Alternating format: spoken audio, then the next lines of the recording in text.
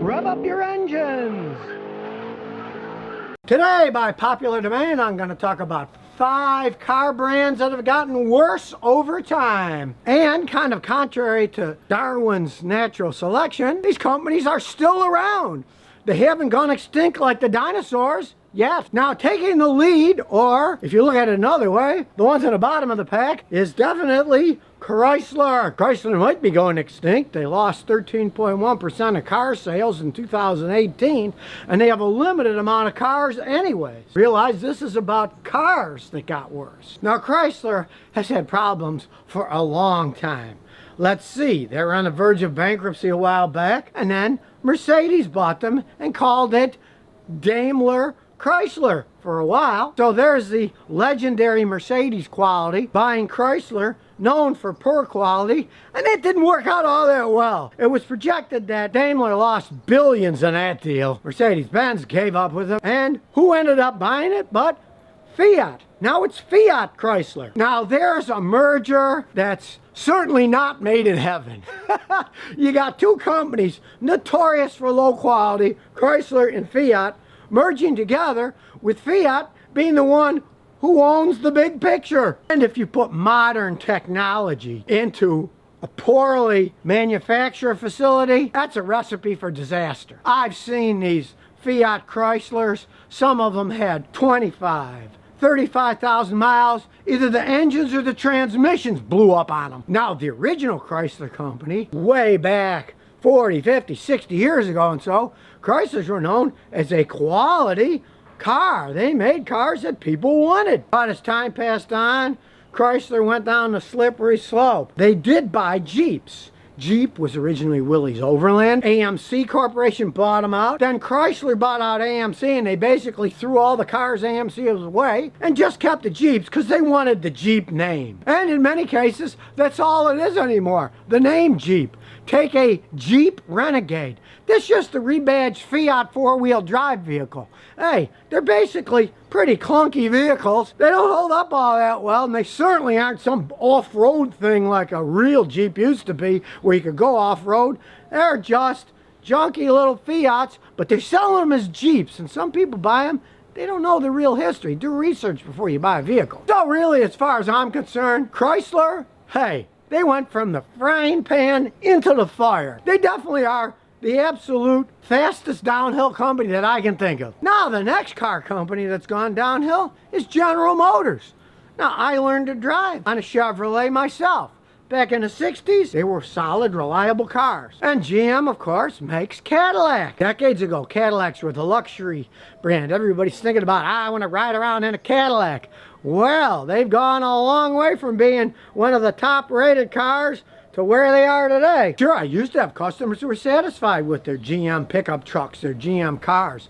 Decades and decades ago, all of my customers that bought General Motors products in the last 10, 15 years, they were all either extremely disappointed or relatively disappointed if they kept the vehicle for any length of time. Now, GM does have a bright spot, but it's in China. But those were made in China for the Chinese market. Maybe they're going to end up making them in China and importing them over here.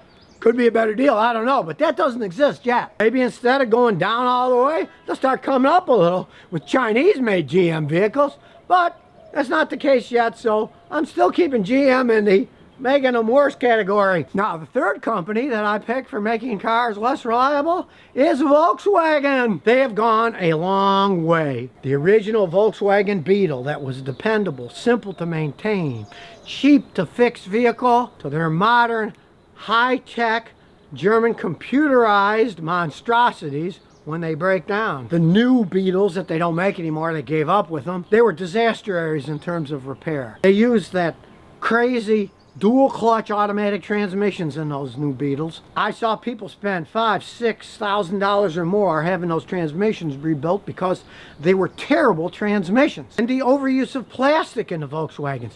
I got customers that said, I'll never buy another one. The door handles broke over 5-6 times. The air conditioning compressors would blow up and they'd have to keep putting different ones on. They just are not solid, reliable vehicles like they were a long time ago. And yeah, they sell a lot of cars, but then again, McDonald's sells a lot of hamburgers.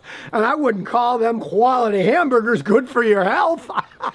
Yes, Volkswagen has a lot of money. They own Porsche, they own Audi. But they took all that high technology and threw it in their Volkswagens. So they're no longer simple vehicles or reliable vehicles. And with the cheating they did on their diesel cars, they're not even honest vehicles. I do have to say, in the last 20 years, I don't have a single customer who ever bought a Volkswagen and then went out and bought another Volkswagen. They said, that's it, I'll never buy another one of these. Now, the fourth car brand that I'm picking is Mercedes-Benz. Now, I started working on Mercedes-Benzes in the late 1960s. They were like tanks then. They were solid.